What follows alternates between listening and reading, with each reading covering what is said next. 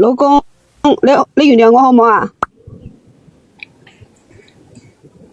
你仲有乜嘢要講？你仲有乜嘢要講？你直接講晒佢啦，一次講晒佢。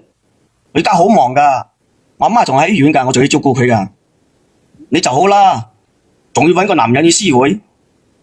你話係搵麼啫？搵咩用嘴嘅咩？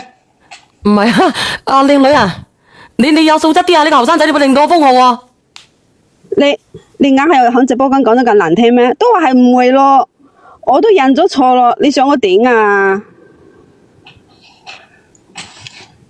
你一句話認錯，我就應該原諒你咩？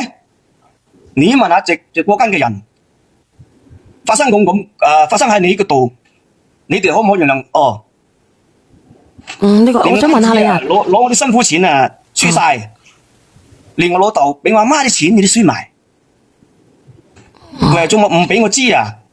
你仲要借大耳窿嘅錢，仲應承俾人哋搞，你叫我點原諒你？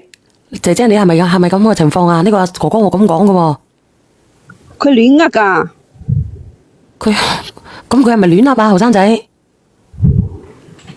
你做呢啲事嘅時候點解唔點翻個頭家，唔抹頭家？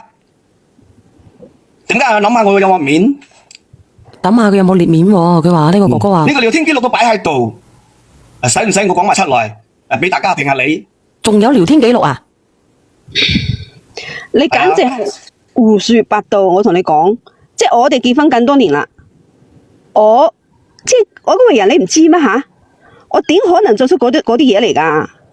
我就係打麻雀啫嘛，但係我對你係一心一意嘅，你都知道啦。你當初娶我嗰時使咗啲幾多嫁妝啦？我哋嗰度啊，我哋江西噶嘛，我嫁妝都係18萬8起步嘅，你俾咗我幾多啊？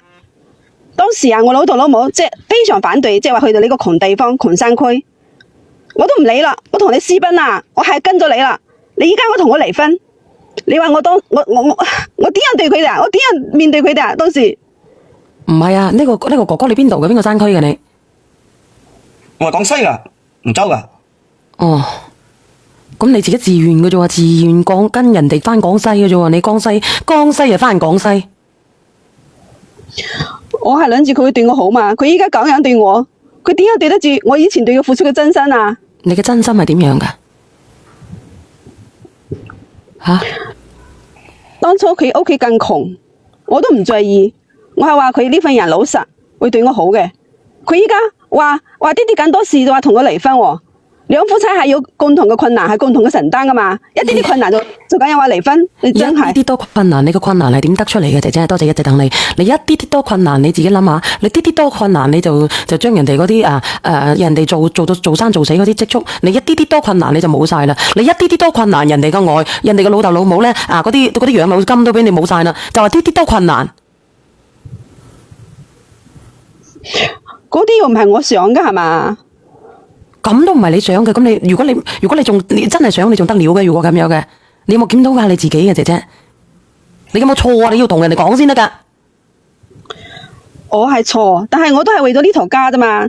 你話即係我想搵多啲銀紙，將來我同佢好過啲好日子啫嘛。咁我係出發點係啱噶，係咪？咁咪唔啱咯，因為你嘅方法錯咗。呢個分明係乜嘢呢？係你自己自娛自樂，係因為你自己嘅愛好問題而喪失咗咧你老公辛苦賺翻嚟嘅家財，而唔係話我為咗呢頭家搵多啲錢。你大把方法去搵錢啦，點解用呢啲方法去搵錢嘅呢？